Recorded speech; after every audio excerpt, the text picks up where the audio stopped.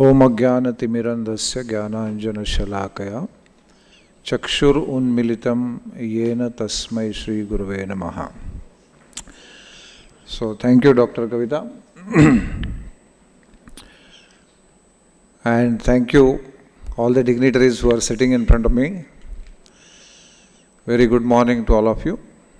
Particularly I would like to take note of our chief guest being here, Dr. Shringare, who is the Director of Medical Education and Research, Maharashtra State, and all the dignitaries, my seniors, teachers and colleagues. A very good morning to all of you on behalf of GFESH.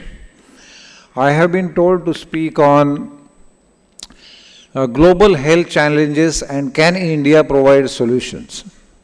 So this appears like a sort of there is no regional conflict in this, don't get worried. I am not talking on some regional conflict. We are just talking because India has, whenever we speak something about India's solution, generally it is global.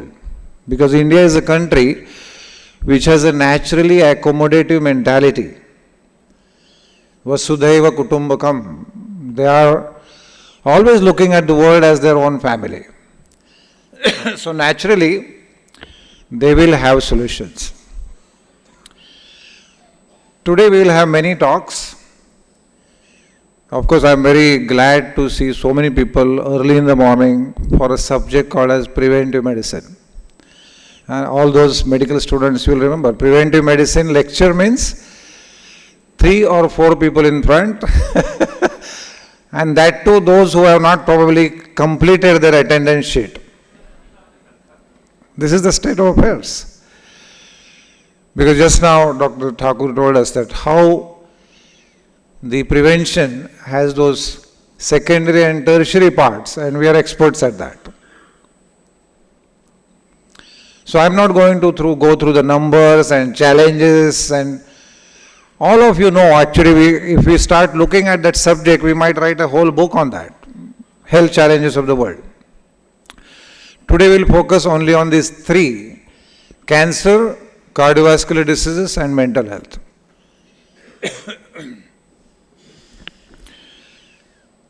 And when we see that these 3 elements, they have occupied the space in the first top 10 elements of the world causing mortality and morbidity. For decades now, they have no chance to go down. In fact, they are coming up and up and up. More and more people getting affected. Doctors may think that, it is like that. Huh? Somebody should do something about it. But let's look at the doctors. Recently, one of the American doctors told me that the average American lives for 70 to 75 years. But an average American cardiologist lives for 56 years. This is a fact.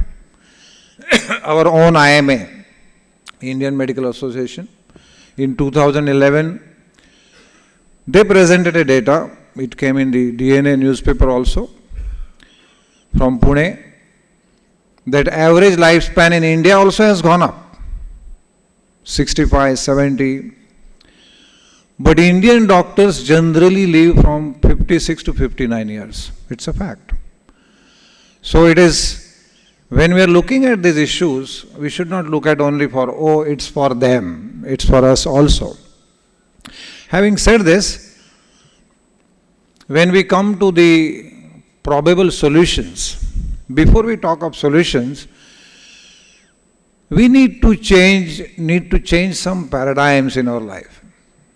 We have certain definite paradigms which are going on in our life right now.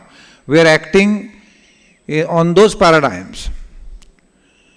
The first paradigm is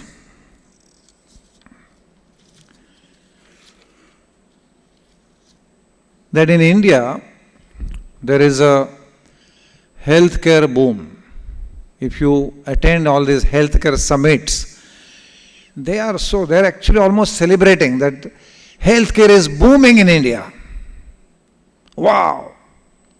And they will tell you that the year 2017, which just began, 2017 will see a business of $160 billion. Wow. 17% GDP growth. I don't know what it means. And maybe many of you may not know this. But the economic world, the business world is very happy about it. And we think that India is progressing. Now from this thought, let's change the paradigm a little bit. What does it mean exactly? If the Indian healthcare is booming, it is better, that means there should be more health in India, more healthy people in India, that means less hospitals in India. But what do we see? Every other day there is a new hospital opening. There is a new cath lab in a suburb. There is a new cancer center in the suburb. There is a new psychiatric hospital in the suburb. They are just increasing. So when we say healthcare boom, it is actually the illness industry boom. This is the first paradigm. Take a note of this. When we talk of healthcare, we are actually talking of illness industry and not wellness industry. Where are the wellness centers? Hardly any. There are. But compared to the illness industry, they are far below the line. So this is first paradigm shift which we need. The second, an important one, that all knowledge which we receive from the developed nations, from the Americans, Europeans, Australians, Singaporeans, wherever they are developed nations, is sacrosanct. It is almost like a biblical truth. You cannot challenge it. This is our full mindset. They will decide what to eat, how to treat, what is the protocol, what kind of social customs we should follow. This is one paradigm. Right now, we are into it. This is how we define ourselves. Our children define themselves in terms of what is being said and done in the developed nations. The shift required is very important. Why? Because many times what is coming may not be appropriate for us. One example I want to give. Just for every paradigm I am giving one example. All of you know that we have been promoting a high protein rich diet. If you don't eat protein, you are lost, you are unhealthy. So the dietitians are trained like that, the doctors are trained like that, everyone is trained like that. But last year we had one American doctor in our hospital, Dr. Joseph. He is actually Tamilian, but now he is American. And he gave a fantastic insight into the whole thing. He told us that there is one island in southern Japan called as Okinawa. Have you heard of this? Okinawa Island. And there is a race of people called as Ryukyu, R-Y-U-K-U, Ryukyu race. Their average lifespan is, for men it is 103, and for women it is 108. So naturally, it attracts the world's attention. How do these people live so long? So the Americans sent their teams to find out how do they live so long. So they studied them very well in the 60s and 70s. And they were surprised that in spite of a very poor diet, they are surviving so long, in spite of very poor diet, according to American standards. What were they eating? 80% of their diet was sweet potato, ratalu. 80%. And some here and there, some animal products. But if you see 80% somebody is eating only carbohydrates, pure carbohydrates, naturally it is, from all of us, it will be a poor diet. Then what happened? An interesting thing happened. In the 70s, the American government bought one port in that area, in the Okinawa island. And as soon as the port came, the Americans came in, their colonies came in. Naturally, with Americans, all these KFC, McDonald's, everything came. The fast food chain. And within 20 years, one generation, a new research finding came. Previously, they said because in spite of their poor eating habits, they live longer because of a longevity gene in them. This was their conclusion.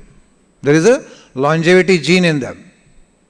And it was published in the journals. Now, suddenly after the fast food chains coming in that area, they studied it again. What happened? Within one generation, their lifespan came down to 75. So is this all, when we cannot justify, oh, they have a poor diet, because they live longer even with poor diet, therefore they must be having a longevity gene. How much to justify what you are doing? So this is another paradigm shift which we must have. I am tempted to tell one personal experience in this, which I will. I was 10, 15 years back, maybe 12 years back. I was one of the resource persons as a pediatrician to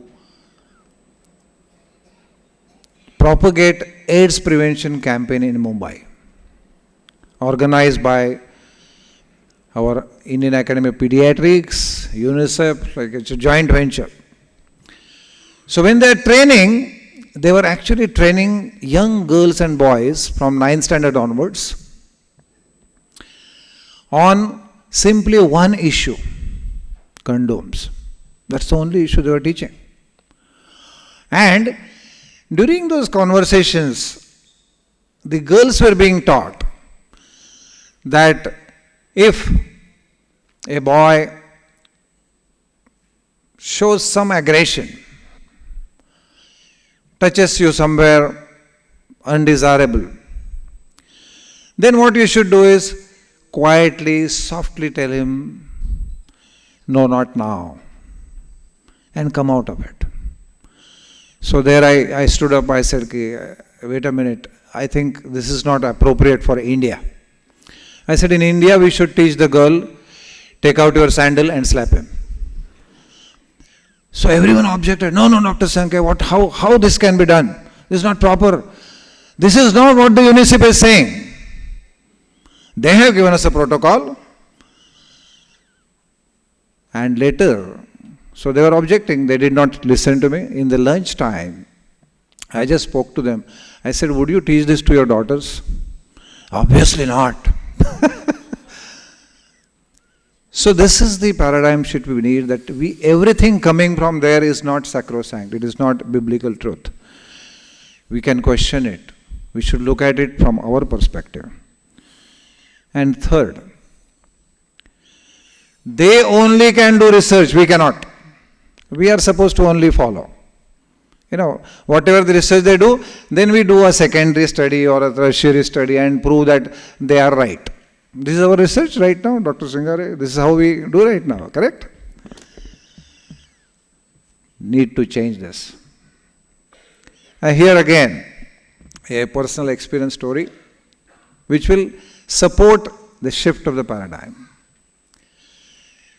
Few years back, early morning I get a call from our PICU that, sir, come, there is one case on ventilator, almost gone, but we don't know what we are dealing with. So I rush. All of us there, all your residents are there. So we are looking at a 6-year-old girl. 10 p.m. she slept in the night. normal. She was completely normal. At 12:30, she reaches a local hospital with breathlessness. The doctor doesn't understand what it is. He writes down a diagnosis of probable encephalitis and refers the case to the advanced center. Patient lands with us at around 3:30 a.m. with complete collapse, respiratory failure. Patient is put on ventilator, no movement. 10 p.m. X-ray, normal. 3:30 X-ray, picture like ARDS. So, no fever, nothing. So, we are looking at the case. And while I also couldn't guess what it is, there is no poisoning, nothing. While walking to the next ward, I was just talking to the resident. I said, this kind of rapid deterioration is only possible in the snake bites. But there is no history of snake bite. So the resident told me, sir, there is no history of snake bite, but there is a snake in the history. I said, what it is? So he said, the father told me that when they were killing a snake in front of their hut, the daughter was standing in the door. I lived in the village, so I knew there are pairs. Sometimes the snakes are in the pairs. So I started guessing, maybe it is a snake bite. So I phoned up my colleague, I said, I want to discuss this case. So he discussed, he said, I can't tell you something, but I am giving you this number, talk to this person. So I spoke to this other person. And this next person, he told me, okay, now I am telling you, what you do is you go and ask the parents whether the child was sleeping on the floor. Second, he said, after this, you ask them whether the child got up with pain in abdomen. Third, you ask them whether the child developed a stridor, noisy breathing. And he told me just like a perfect astrologer, how he tells you everything, kya hone wala hai. And I went and asked the parents, and parents told me exactly the same thing.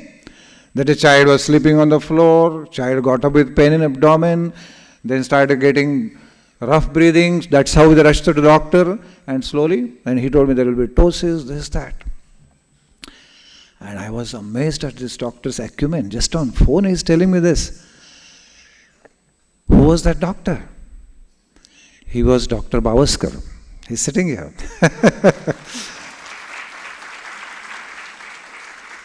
And then I started reading about Dr. Bavaskar. I read his biography called as Barrister's Carter. Correct? Am I correct? Barrister's Carter. He has written about himself. Now what did this man do? When he did research in the rural setting based on his observations, he came out with a strategy and protocol which was completely against the textbooks. But he could save the lives. Then he went to this parent institute, told them that I have found this method. And what did the parent institute do? The professors, doctors, they said, you are a psycho. Try to understand why I am telling about this paradigm shift. He was rejected. Then he sent his papers to the Lancet and it was published. Now it is in textbooks.